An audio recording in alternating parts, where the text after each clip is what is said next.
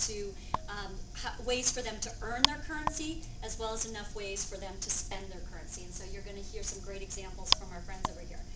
This is Make a Baby, and this is just one of the apps we work with, and Nick's up here on the panel, so you get to hear from him in just a second.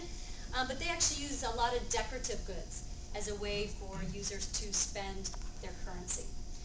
We also have functional goods as kind of another key category, right? So you have the decorative, are they buying outfits, are they buying accessories? You have your functional goods. So here you have apps that have built-in ways where it's high utility. I need that puzzle piece. Right, Marcus? I need to buy a valve. Okay, high utility. Hey, Wheel of Fortune. Is that app alive? Okay, and behavioral goods is another way that application developers can actually integrate, and Friends for Sale is a perfect example of that, where it becomes this social competition, right? Of who costs the most money, who has the most points. See, I'm really cheap, guys. Come on. Okay, so let me go ahead and introduce you. Afterwards, we'll do Q&A, or I'm around if you have any questions. I'll be happy to work with you individually or grab my card. But I'd like to turn it over and introduce you to our guests. We have three of our clients, our publishers, who have kind enough to come in today and share their stories about how they have specifically integrated virtual currency and how it's working today to help them grow their business.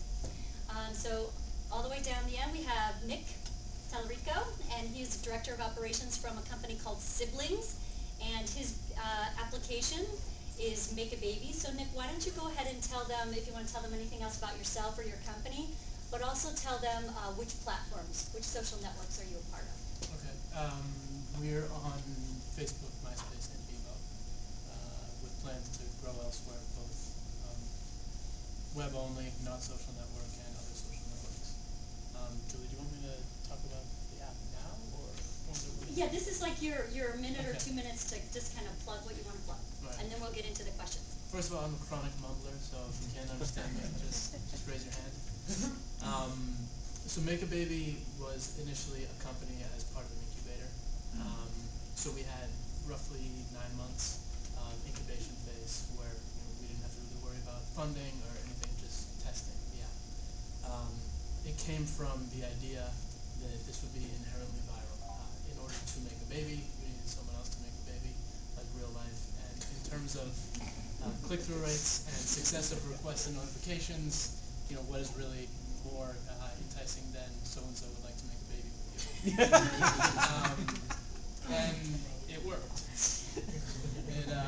We were early on Facebook and MySpace. We launched with Bebo, and we're a top 100 first page app on all three. And that was great. We were incubated and we had all these people. We didn't have any money. And at some point, the incubation phase was going to end.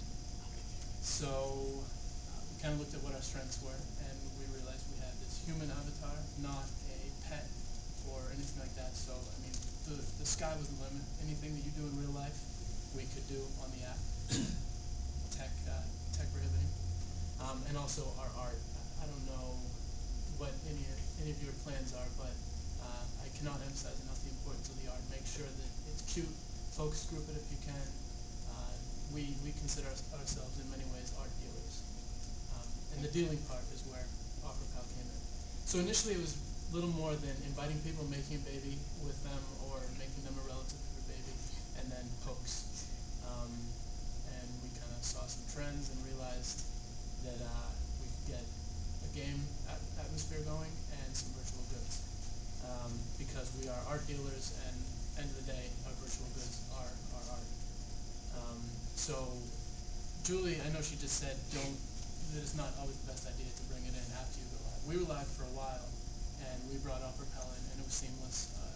We brought it in as part of a whole new game feature, so users weren't upset about something that was once free, no longer being free. And do you want to just give them a quick snapshot of your demographics, what your user base? Our demographic really is all over the place, and I try to get Offerpal to buy that, but they don't always. We are predominantly female, 13 to 25, but just as a little anecdote, we run auctions in basically our chat rooms, and I literally go on as the auctioneer. And I had started asking people what times they wanted to come, and I was shocked by the number of mothers who were saying, "Oh, that time is perfect because I will put my real kids to bed, and then I can come buy things for my virtual More kids. So we're not all doll play young girls. We do have quite a few men, and some quite a few older women as well. Okay, great. Thank you.